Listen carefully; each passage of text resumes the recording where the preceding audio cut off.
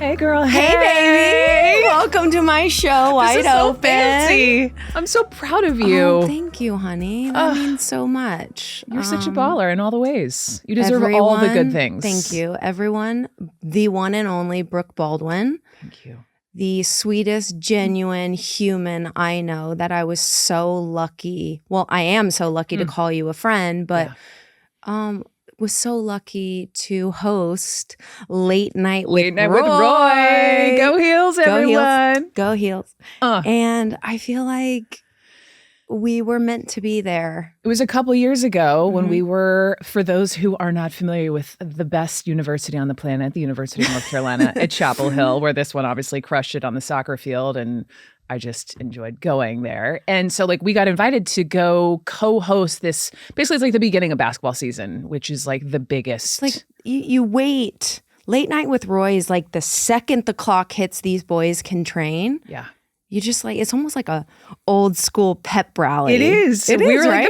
We were the pep rally leaders. And I just remember meeting you and you had those amazing off-white Carolina high tops. Yes. Which obviously I went out and bought and literally laced orange and blue because if Ashlyn Harris does, I did.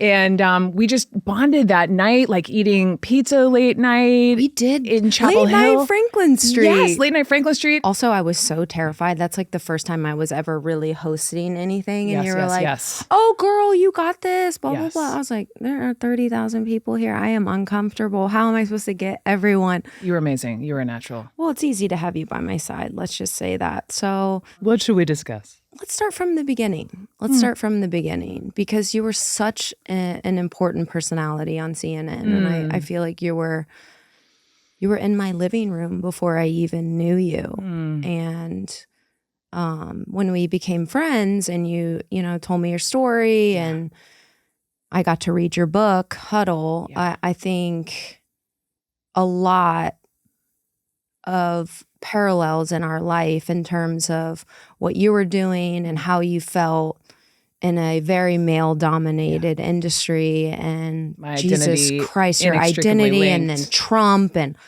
all of these fucking things piling up. I just want you to kind of bring me to the start before we even get to CNN. I like to, before we dive into the start of who Brooke Baldwin is, I always say this and I always ask this to my guest. What was the moment in your life that really split you wide open? Ooh, coming in hot with the good questions. It's just like we got to go there, right? Because I really find that when people know the breaking point or the moment, then you can really start unpacking the why. Okay, so I'm going to tell the story I've definitely never told in my life out loud. But when you say broken wide open, you know, so much goes back to childhood. And I remember, I think I was like shopping in a mall with my mom. I'm from Atlanta and it was Christmas time. And I was maybe like in the 5th or the 6th grade and we were, shopping for whatever ahead of Christmas. And I remember there was this whole, Santa Claus was in the mall. Santa Claus, the elves, everyone else. And I remember seeing a little friend of mine at the time who was an elf. And I remember sitting on a bench not too far from her with our shopping bags and looking over and then just having this, I don't know how else to describe it, but this like deep knowing in my 12-year-old, 13-year-old body of, I want to do big things. I don't want to be the elf in the Santa Claus mall setup. Like, bless her for, wanting to do that. But like, I don't know what the thing is going to be, but I know I'm going to have a voice and I know I want to do big things. And my mother to this day still references the part at the mall and the Santa Claus. And she was like, Brooke, you knew. And I knew you knew. I just didn't know what it was going to be. And so from then, I ended up at Carolina to go to journalism school. That is why I went. I mean, I'm from Atlanta. CNN was like 2 miles from my house. Ted Turner loomed large. I'd go to the Braves games. We'd bring binoculars, not just to see I'm such a baseball fan, like that whole team in 95 when they won the series, but also, looking for like Jane Fonda and Ted Turner at Turner Stadium. Hello. And icons. Total. And so it was like, okay, TV news. And then I went to J school at Carolina, and that just like ripped me wide open. And I interned at CNN and then interned at a couple of different TV stations while I was there. I worked at the ABC affiliate in Durham while I was a senior. And that was the beginning of wanting to become a TV news reporter, not having any clue. You know, when you start out in soccer, it's like, God, you have all these huge goals. I want to play. I want to win gold. I want to be on the national team. But you never know. You just have to have that faith in yourself. Yes. And I did the same thing. There's no plan B. Everyone always talks about that. No. I mean, when you're on a mission, nothing else matters. That's and what I'll say is, weirdly enough, so many of my mentors were pushing me to go to the journalism school. Were they? Yeah. And I don't think people realize how difficult it is to get into it. And how prestigious it is and how well known it is. It was like that and in the business school. Yeah. It was like a big deal. Yeah. And it's an amazing journalism school in Carolina. I remember because Chris Ducar, my goalkeeper coach, at the time, they would show up to my classes to make sure I actually went. And I had this public speaking class because honestly, it was just an easy elective for me. Yes. I was up there and I had these note cards and I was walking up and down the aisles of the classroom and touching the desk and so performative. And the teacher was just like, oh my God, this bitch is wild. Yeah. And then she was like, I sat down and she looked at me after class and she goes, well, you have to turn in your note cards. It's 20% of your grade. Following like exactly what, and I gave her like 3 blank note cards and she said, you stood up there and pretended the whole time. I said, yeah, I did. Oh, wow. Oh, wow. Right? You knew then. I knew. You knew then you would be sitting here. Not really, but here we are. Yeah, and thank God. Because the seeds were planted. There were, your inner sparkle. You knew it. You had it so many years ago. And you're such a natural, though. Thank you. That's right. It's just, you're such a natural, warm personality where you make people feel safe. And I think that's invaluable. Thank you. And I'd like to hope that I give off that vibe. Yes. And I think maybe that's why similar. We are really similar. similar. Yeah. So you land the job at CNN. Yes. And that's like a big deal. That's a big deal. You said you were down the road. You always knew that was the vision. Yeah. Once you got in there. Yes. What was it like? I stuck the landing. I worked in local news all through my 20s and rolled the teleprompter with my foot under the desk and worked all the holidays and really sort of, sacrificed, and then landed at CNN. And I was like 29 maybe. And I think I got my own show around the age of 30. Like I was a 30-year-old young woman hosting 2 live hours to myself, literally like, I'm going to tell you all this now, but literally like learning about the world as I was sitting at the anchor desk. Shit would flare up in Israel. Shit would flare up in the Middle East. Stuff would happen in Afghanistan, Syria, Pakistan. And it was like, boof, teleprompter goes blank. I need to be read in on what's going on. And then I also, I know how to channel the people who are watching. I'm not the expert. I'm about to talk to a bunch of experts. I need to know enough, connective tissue to get from person A, B to Z, and to just guide people through what's happening around the world. And it was such a freaking honor to be able to do that. But it had to be digestible for everyone to understand and follow. That's and right. I think that's what people don't understand enough, and how great you were at your job. Thank you. But what separates you is it's not like when you're breaking things down for the general public who has no idea, you do make it digestible where it's easy to understand and follow, which is not always easy to do. Right. Well, I think the audience is really smart. So I never, ever would think, this whole notion of dumbing it down. It's just how would I want to explain this thing that's happening with ISIS and Syria to my mother or my best friend? Yeah. How can I make it palatable, digestible, and why should they care about something that's happening half a world away, or what's been happening, in the United States? So it was an honor and a privilege to do that. I sat in that seat all by myself and did that every day for almost 11 years. Wow. Almost 11 years. And we covered everything. And I've been to the DMZ. I've landed on an aircraft carrier. I've been on the Willie Nelson tour bus and gotten some souvenirs a few times. Okay. I've met some cool people, and it was amazing until it wasn't. Kind of wasn't. So talk to me about that. And not only that, I'll say this before you even dive into that, because I think what people are now starting to realize, I know you're not necessarily in that type of profession in this moment, but you carry it with you in everything you do.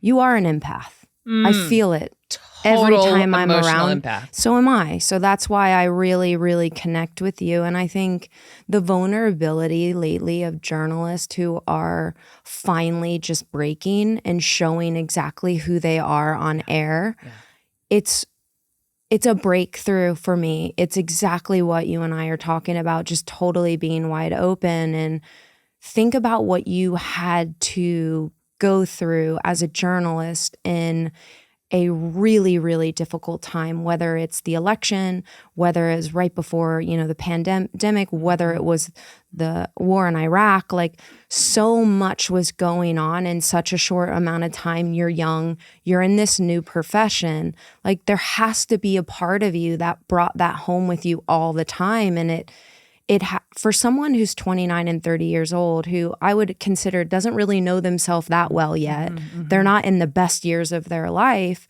And it's gotta be so fucking hard to go home, who you feel all of that. Oh, for sure. And then you have to button everything up, and you have to play neutral, and you have to play about you have to present the facts, and it's not opinionated. It can't be, right? Yeah. I can't imagine the toll that takes on a young woman. Oof.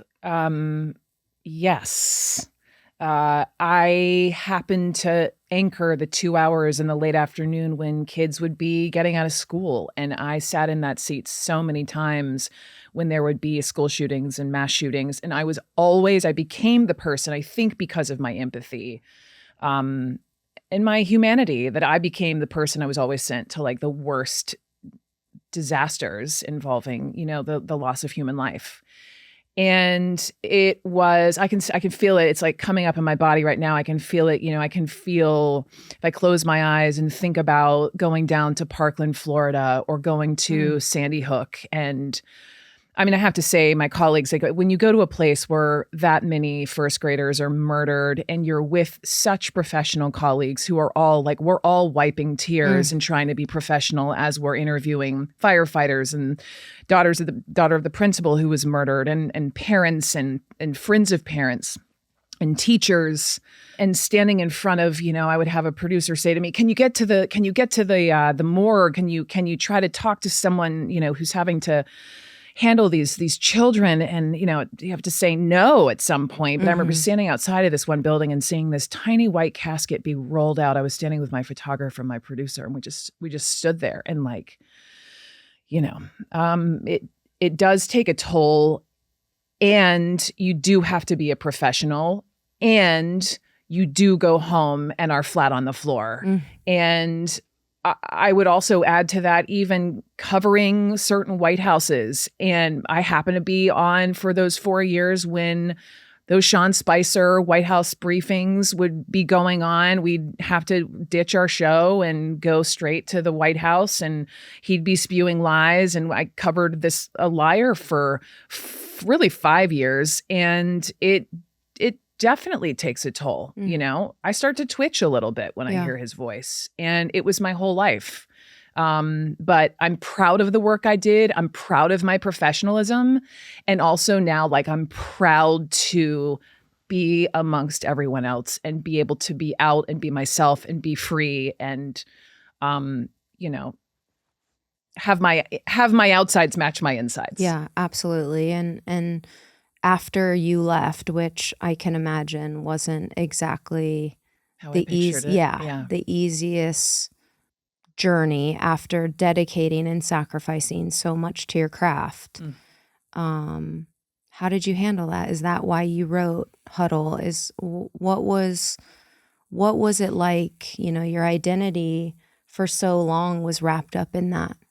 And then all of a sudden, it's like the rug's pulled out under you. Totally. Because you stopped being this yes woman that everyone wanted you to be in this toxic culture that, that I can relate to is the shut up and dribble. Yes. Right? Yes. So talk to me about that, because I can't imagine that was easy, but I think it's important because you and I are disruptors. You and I are trying to change. I never knew I was. I thought I was the good girl. I'm from the South. Yes. I color in the lines. And I never thought I would be a disruptor. And now I thank you. Yeah. Yes. How did you find your voice? I wrote Huddle in the throes of covering the Trump White House and feeling like I needed to do something to fill my soul. Mm-hmm.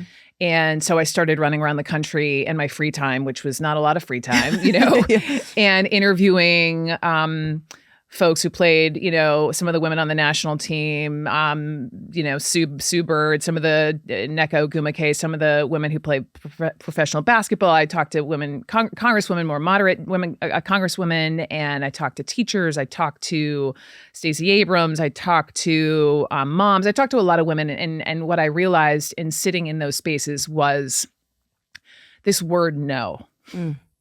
And I started just showing up differently at work. Yeah. And the expectation was to shut up and dribble, hundo. And I was never I never was a squeaky wheel, heaven forbid, but I definitely started speaking up a bit more. And when the expectation is to shut up and dribble, and I instead want a different play, it's very easy to be replaced. Let me just say that. There is a line of women and men as far back as you can possibly see who'd be willing to cut off their left arm to have the position I had. And in the end, I knew I wasn't in full alignment just based upon how we were covering news. I missed more traditional journalism. I missed a variety of stories instead of myopically covering this one man in the way we did over and over and over and over and over. And kudos to all the people who remain there and who are going to have a lot of work to do these next couple of years. I have all the respect for them. But in the end, I knew I needed to go. But the way in which I was essentially drop kicked out of my job without cause. Yeah. Well, I was a wreck. The way it was handled was abhorrent. And that's why I wrote that piece finally in Vanity Fair, because I needed to risk sort of everything and a lot some money I'd made from my own salary there, and I wasn't supposed to speak up, and I took a really fucking big risk and was literally on my knees, snot pouring out of my nose 2 days before they hit publish at Vanity Fair over that piece that I wrote. But I'm a truth teller. Yeah. And I had to tell the truth. And I love that about you. And I think anyone who is lucky enough to sit 5 minutes in your presence knows that. And it's interesting having a front row seat lately to your life and what you've done in the past. I can't help but draw the parallel between you writing Huddle, yes, which was the story of other people, yes, to finding your voice, yes, and writing about your own. So talk to me about that. Why? What was the journey? What was the breaking point? What was it that you needed to do? The soul searching that took to really be confident enough to really put it all out there, because that's a really brave thing to do. And how did that impact your life, your self-worth, your relationship, the way you moved in the world? Oh my God, you're going to make me cry. Oh, sorry, honey. I was always a journalist, first and foremost, for 20 years. And when you're a journalist, you are not the center of the story. It was my job for those years to shine the light on someone else, to speak up on behalf of someone else. And in doing so, I so rarely spoke up for myself.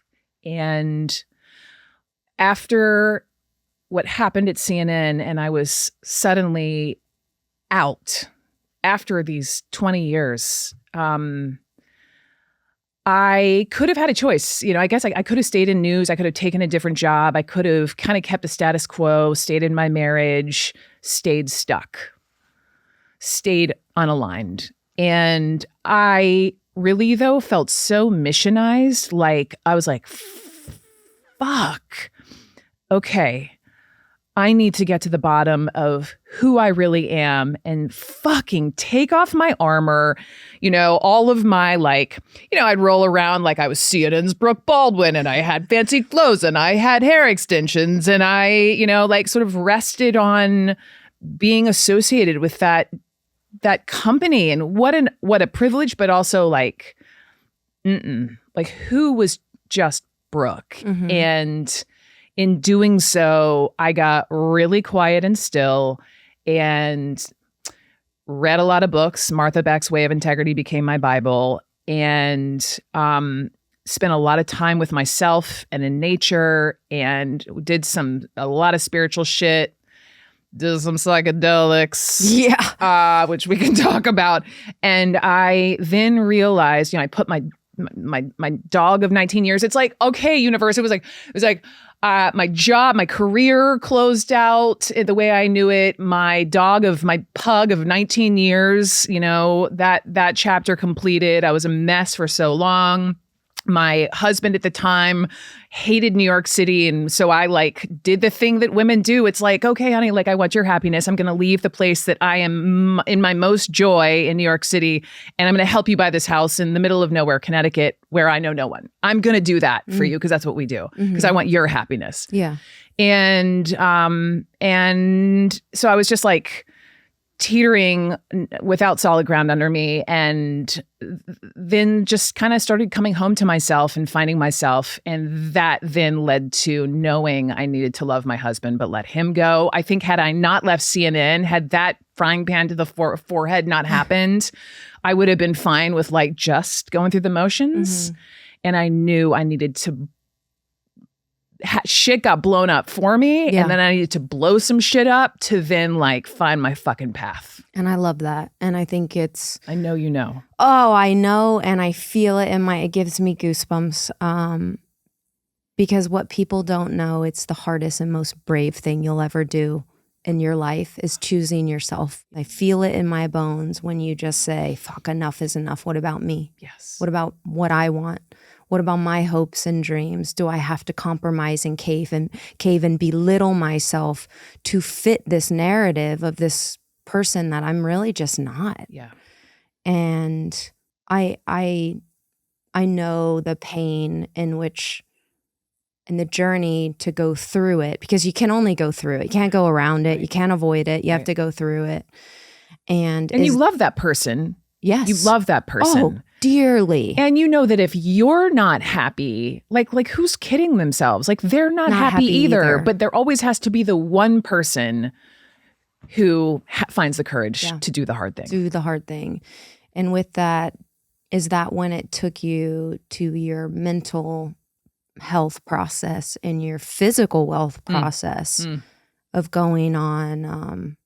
Was it where did you, I remember you talking to me about this. I went to the Hoffman Institute. Is that when you decided it is really fucking dark and I need to put myself first and I'm going to go? That was my aha. I had all these moments leading up to it. I had gone on, retreats. I'd been around amazing women. Thank God for the friends in our lives. I had read a bunch of books. I'd really gotten into meditating really sort of daily.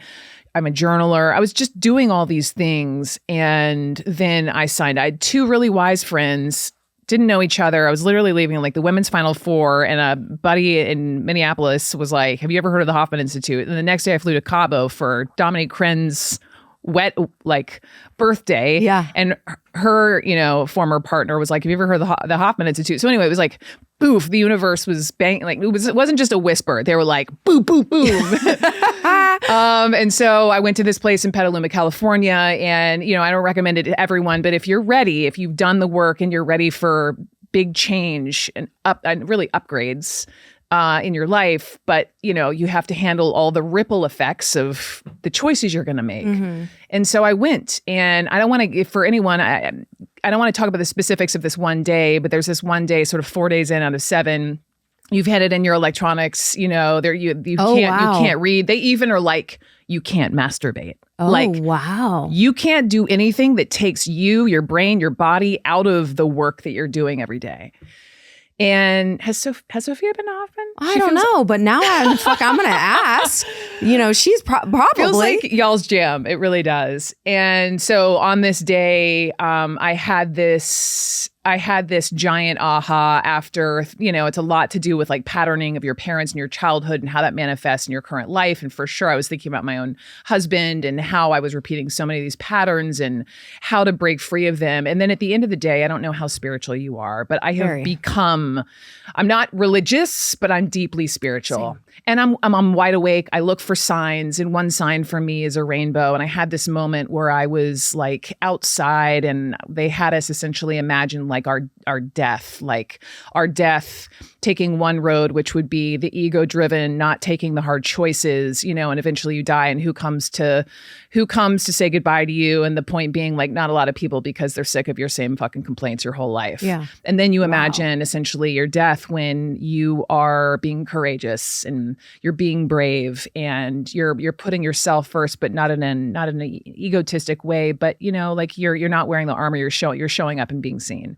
So it's pouring rain in Petaluma. They have you outside, and I'm imagining my death, and I'm imagining I was still married, my then husband, and there are all these pug puppies running around because I just lost my dog. Of course. And it was a celebration. And so I imagine my husband off to the side, and then I imagine another woman with him. This is all just, my eyes are closed in my imagination. I imagine this. And there's this man standing in the crystal blue waters. I'm in the Caribbean in my head. And there's this man holding my ashes. And I don't know who this man is, but it's not my husband. And in the end, there is this giant, and my eyes are closed. There's this giant rainbow that appears over the Caribbean Sea. And Ashlyn, I open my motherfucking eyes in Petaluma, California. The rain stops. And there is an actual rainbow that forms in the distance over the hills. And at this point, I am just weeping buckets of tears. And my first instinct is to like look around, like, does anyone else see the rainbow? Like, does anyone? No, I'm like making these crazy gestures. And then I realize that like, maybe this rainbow is for me and I'm worthy of the rainbow all to myself. And I had these rings made. This is Drew Jewelry. Shout out to Thea here in LA. And it's I had her write on the insides of these rings. It goes from dark black diamonds to white. And it says, I'm worthy of the rainbow all to myself on the inside. And I say that out loud to myself. Every single day I wear these, because that's when I knew that I was so supported. And I knew that I would be okay leaving my marriage and being on my own. Mm-hmm. And that was my moment. Wow. That was my moment. That is beautiful.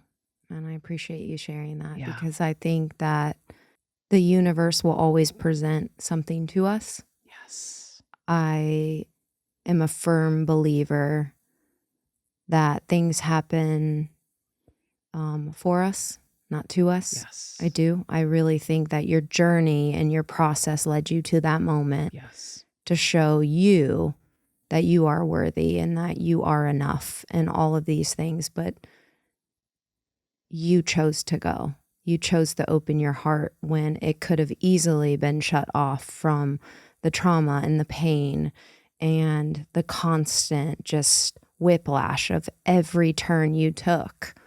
Something was met with like a brick wall in front of your face. Yeah.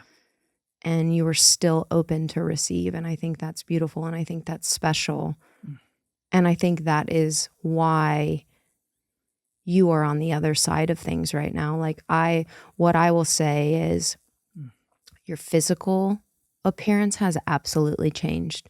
You look fit, you look vibrant. You're just really investing in your spirituality, your physicality, your emotional well-being.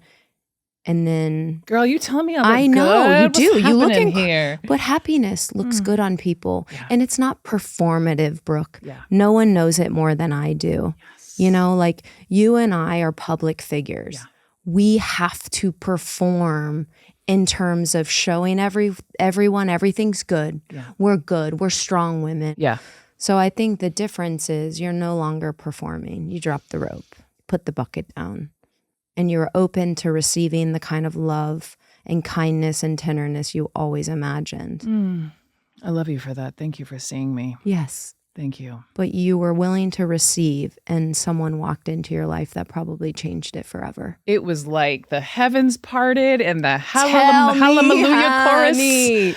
And as if on cue. And at first I was like, my body felt it before my sort of intellect. And I was just open to it and was listening and needed to I needed to close out one chapter and open the next. And there was a little bit of overlap and just in terms of like me saying, I love you, but I've got to let you go. And then pursuing this other potential beautiful human. And that's okay. Like, I'm okay with that. And his name is Peter. And he is, if I was sort of coming from a spiritual desert, he is a motherfucking rainforest. He is so lucky, Thank you. But he's just so genuine and so sweet, and so he's a man. He is I mean, when I first met him, I like wrapped my arms around him because I know I've lived it. I've lived the same pain. Yes. I've lived the same sacrifices. I've lived the hardship of saying, I can't do this anymore. And I know the pain it's going to cause someone. And it's really, really hard. And I think what people don't realize, and what I'll say is, the best thing I ever did in such a broken state was still open my heart to receive. Yes. Because I would have I was in the darkest moment of my life. I did not deserve Sophia at all. I don't know why she stayed around when I was half of a human and broken, because I couldn't offer the things I wanted to offer at my best. Yes. So I want to talk about that because it was, I think for a lot of us, we talk about, well, I'm not ready for this. Are you ever really ready? Is it ever the perfect timing? Yeah. And I think back, and I talked to my therapist a lot about this, because I kept being like, this feels very early and soon to feel this way. Yes. And I was so scared about how everyone else would receive it and how this and that. Because you've been so public facing as another couple. Yes. And as much as I was set on fire for how quickly I really knew that this was important for me and special. It's the greatest thing I ever did, because if I would have said no, my life would have been so different. And I'm finally experiencing the joy I always imagined. And I'm not going to apologize for that. As I'm listening to you, I want to share. So I was up in Toronto a couple weekends again for this like magic and creativity workshop with the goddesses who is Liz Gilbert and Martha Beck. Okay, and one of them, I literally wore my Phoenix ring because for us and for our journeys and because of this story. And so one of them was essentially saying like the difference between feeling stuck and feeling free, which is where we are right now, is telling the truth. And imagine a bonfire in front of you. There are two ways it's going to go. You either are going to step into the bonfire and you're like, oh, this doesn't hurt. Like, this is kind of a nothing burger. Like, I'm fine. It doesn't leave any marks. The other option is you step in the bonfire and it burns you to pieces and you become dust. And then you emerge like a fucking phoenix. Yes. Like this ring I wear to remind myself of this. But no matter what, in order to be free, you have no choice but to step into that bonfire. And we stepped into the bonfire willingly. No one coerced us, but we knew we were not living these aligned, truthful lives. We just weren't. And everyone knows that feeling when you're like trying to convince yourself every day and you're trying to get up out of bed and you're like, is this how it's supposed to feel? And you don't have evidence. I'm such like a journalist. I'm like, I need information. I need data. Like, what is this going to be if I do X or Y? And you just know that feeling. It's the opposite of ooey gooey. And once you acknowledge the truth to yourself of what is not okay and what is not acceptable about your own life, and you like we did, burned the fuck up. Yeah. You know, Brooke, it's so crazy to me. It's so fucking crazy to me that you and I, not only are we so aligned and so similar, but we use the same language and we're not around each other that much. Because there was a moment where Sophia was just absolutely in tears because everything went public and everyone destroyed me and turned on me and made everything very a false, and no one knows this more than you. Yes. It's like everyone wanted clickbait. Yes. I was the easy target. Yes. You know, she is this person, you know, my ex is this person. And then all of a sudden I became this bad boy cheater and this and that. And it just was so far from the truth and it was so hurtful. And Sophia kept being like, you have to tell your truth. You have to say something. God, I love her. And I was like, I have 2 kids. Like, it was hard enough waking up every day through the unraveling, which we're going to get to. Okay.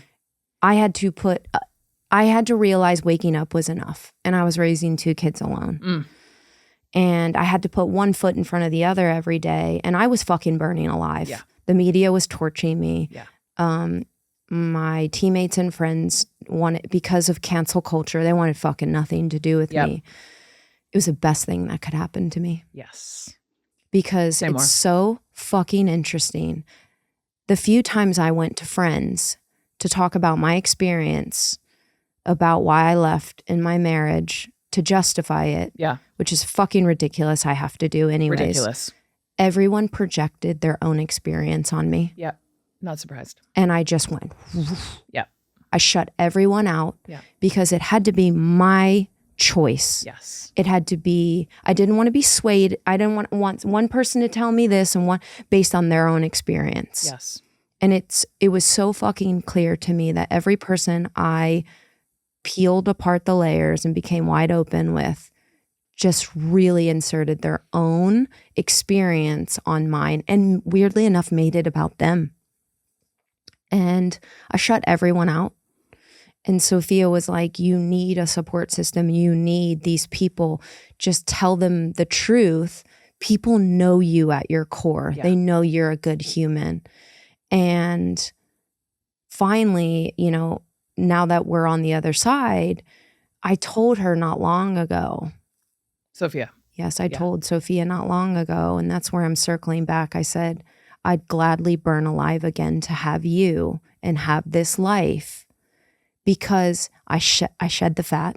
Yes. I found out who my fucking friends were and who weren't. Yes. And now I burnt everything to the fucking ground. Yes. And now I am growing these beautiful parts of me that were so restricted that felt impossible to achieve, right? And I say this often. I had two realizations, I guess, when I was unraveling and I was in the thick. It was I was going to drop the rope or I was going to put it around my neck. Yes. And I felt like the second I dropped it and I ran, I felt like everyone from my community and my ex-wife at the time put it around my neck, torched me, set me on fire, and kicked the chair from underneath me. And when I sat and struggled in my most darkest moments, people just watched. And it became blood sport. And it was so hard for me to understand because I did the bravest thing I ever could have done. Right. And I chose myself. Right. Like, where's my ticker tape parade? Not only that, but where's my grace? Yeah. Where's the understanding of you don't know the life I lived within those walls? I'm so sorry you went through all that. And also, I'm so And now glad. I'm a motherfucking phoenix. Yes, you're a motherfucking phoenix. And there's no playbook. People think that, oh, you know, this is what I got a lot. I didn't like how you did it. I didn't like how it went down. I did like it was my choice. Like there's a perfect time to drop the rope. And like they knew what it was like to be in your shoes. Yeah. Yeah. Let it burn, baby. That's what it says on the inside of my Phoenix ring. Oh my God. Let it burn. You speak to my soul in a way that like I just can't even express sometimes, but I want to hear about the unraveling. I want to hear about, because your writing is so beautiful and it's so real and it's so raw. And I, if anyone, our listeners out there, go check it out clearly, but I want you to talk about it, because even why unraveling, why, because it's such a powerful word and it's so clear why for me, because I've been around. Yes. But tell me about that. I love you for asking. I mean, I am very much so still unraveling. I think my unraveling started with the dropkick out of CNN, out of my dream job, and moving me into where I am. But the unraveling continues. And, people think of an unraveling. It's to come apart. But to me, it's to actually free yourself and to tell your truth.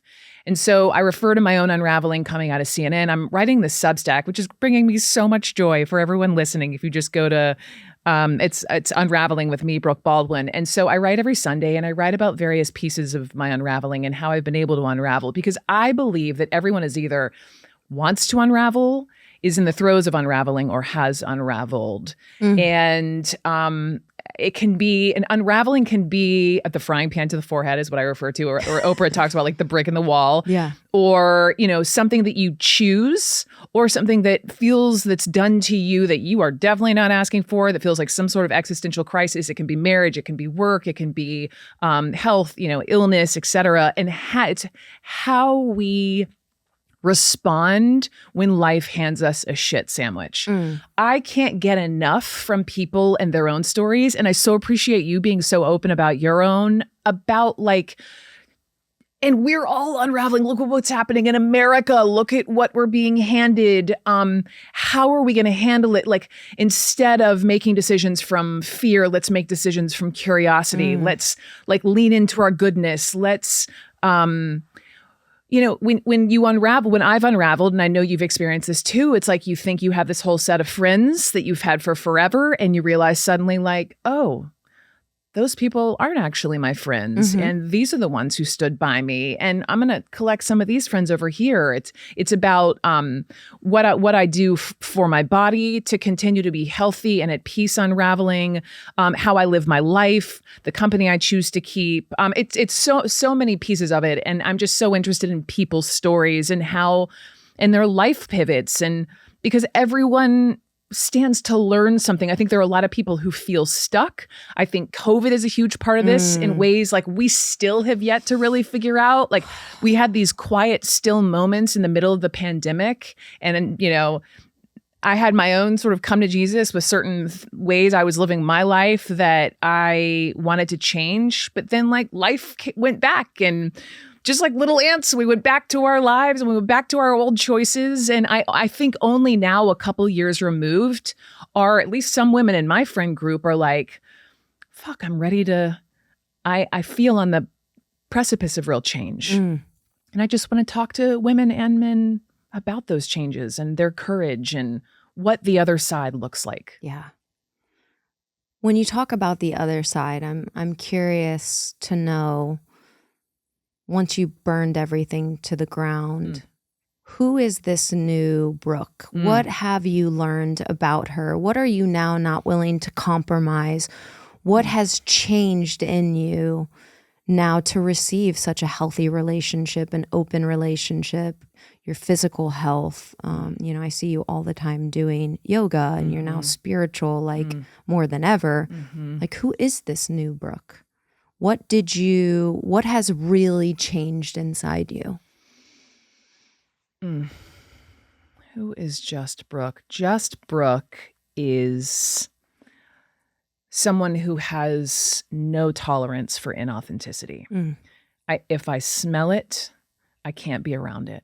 And I know that's hard, because sometimes you have to work with people who aren't their best selves. And I've definitely done that in my past. And sometimes we can't choose, but as best as I can, I surround myself with people who are as authentic as humanly possible, who who live in full integrity. Martha Beck truly changed my life when I read her book about, not telling a single lie. Like she talks about going on this integrity cleanse, meaning like how many days in a row, how many months in a row, how many years in a row can you go without telling even a single fucking lie?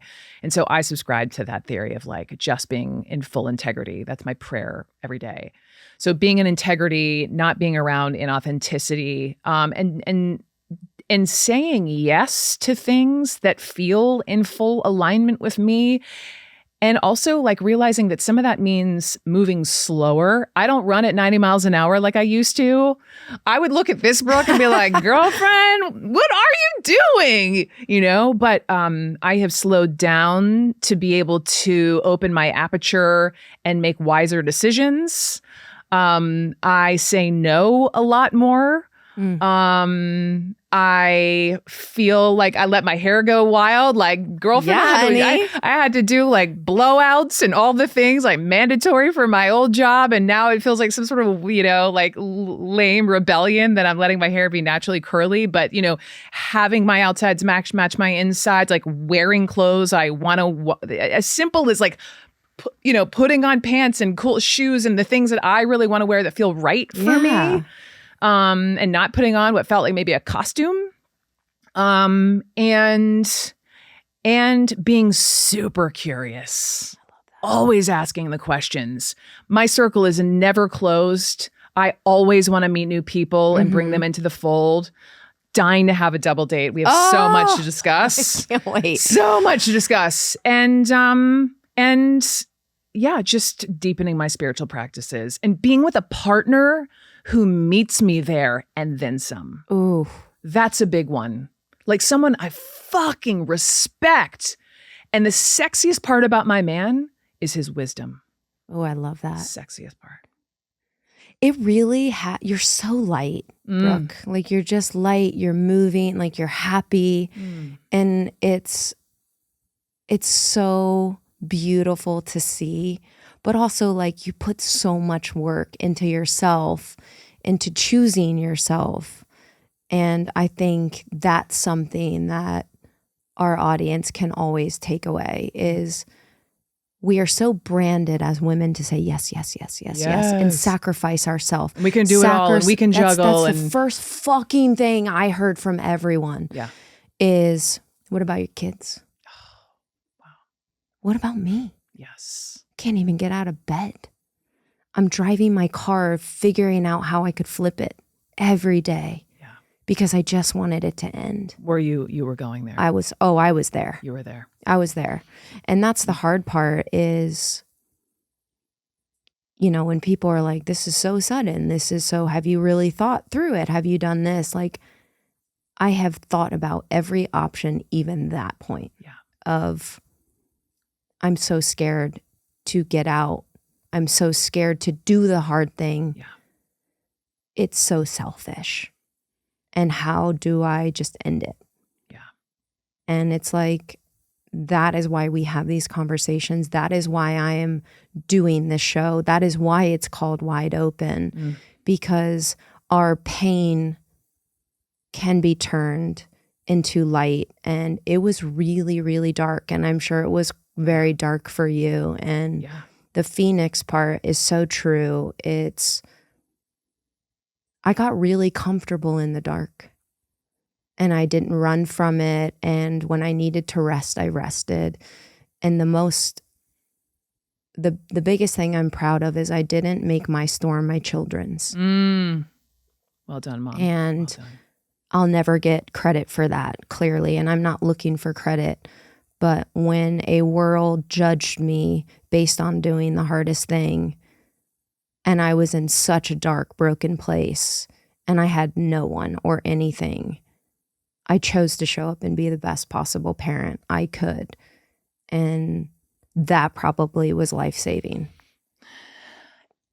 As I'm listening to you, I think it's worth like telling, if I may be the journalist for a second and ask you the question, Ash, because once you are wide open and you have, or maybe we are constantly unraveling, to just let people know what it tastes like to be living the life you're living now. Like why becoming this phoenix, like what it really feels like. Because by the way, everyone listening deserves it, can feel it. It is out there for everyone. Like when you wait, like when I wake up in the morning, when I go to bed, I am like so excited to drink coffee with my man on our front steps. Yeah. I have never been more excited to just sit and drink coffee with someone in my entire life. I get so much joy, and that is just the beginning of my day. Yep. What is the joy? What are those little moments that y'all enjoy so much that you would have never experienced had this never happened for you? I never thought, I think I was brainwashed by culture, and what people always told me is you can't have it all. You have to compromise this.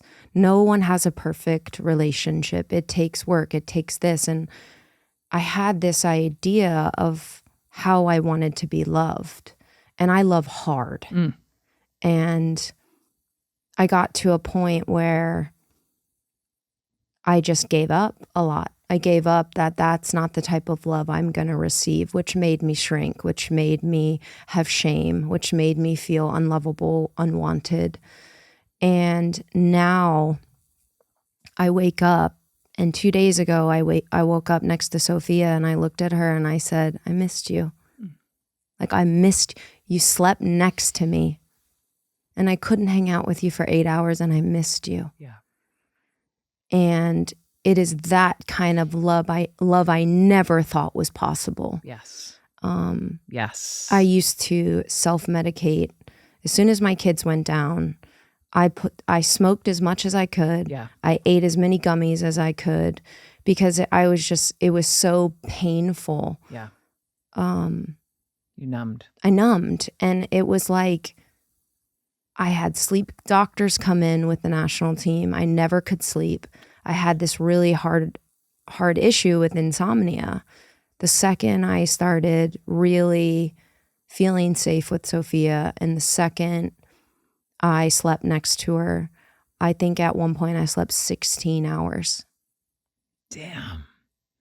I woke up and she thought she woke me up because she was like, are you okay? For 3 straight days I just slept. And I looked at her and I said, it's the first time in my life I feel safe, and it's the first time in my life I could sleep. Hallelujah. And Sophia Bush, she does your body good. I just thought I had, an issue with sleeping. Yes. I'm so happy for you. My issue was the person in your bed. Yeah. And the person you were with the person in your bed. Yeah. Yeah. And that to me, I move differently. I look different. Like I have so many people reaching out to me being like, I haven't seen you smile. Like I'm posting pictures of me smiling. I'm like, who is this What's bitch? happening? Who is she? Yeah. But like, we love her. I'm different. Yeah. And that's the thing. Like, I do feel that I have lost a lot choosing myself. Yes. I have. I've lost a lot of friends. Yes. I feel like in my small I've lost world, family. Yeah. Yes. In my small world, people felt the need to choose a side. And I let it go. Because if you feel like you're that invested where you have to choose a side, you never were my friend in the first place. And you know what it is? It allowed me to open my heart to new people. And it's the greatest fucking thing I've ever done. I will say this, I would have never met Renee Stubbs. And she is a gift to this world. What's up, Renee? What's up, Renee? It's just, she didn't have to. She didn't know me well. And, one thing I sobbed at her birthday, we were all talking about a story about Renee, and last Thanksgiving was the first time I didn't have Thanksgiving with my family, and my ex-wife had the kids, and I was alone. Oof. And she goes, pack your shit. I'm driving to pick you up in New Jersey. We're going to Pennsylvania. I'm taking you to Carson's farm. We're just gonna go for walks. We're gonna have animals. It's just gonna be like us. Oh, she's the best.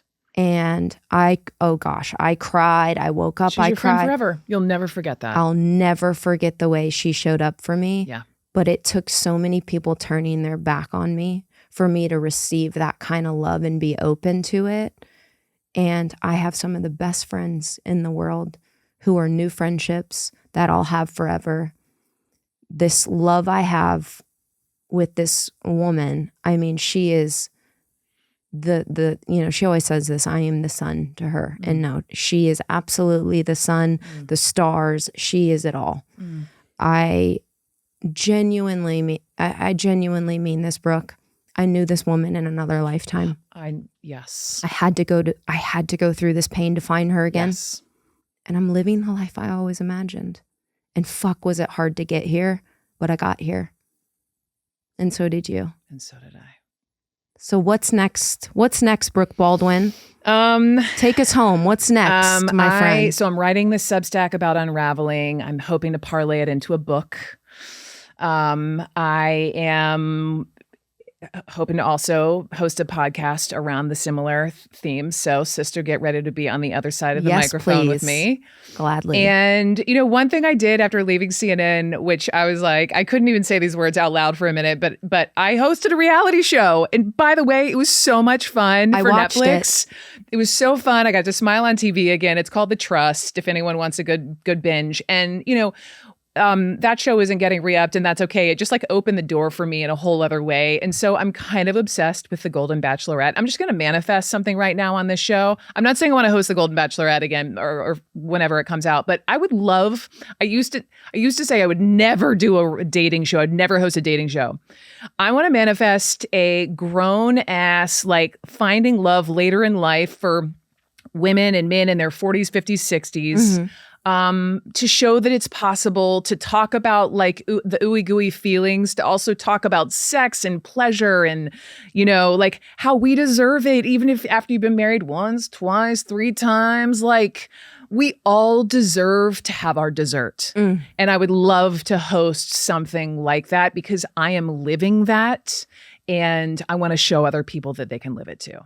I love that. So that's on my shelf of manifestation, and the rest, I think is in process. So that's what I'm up to. We are all a work in progress. We are. We are all unraveling. Yes, we are all unraveling. And thank you for being so vulnerable and wide open.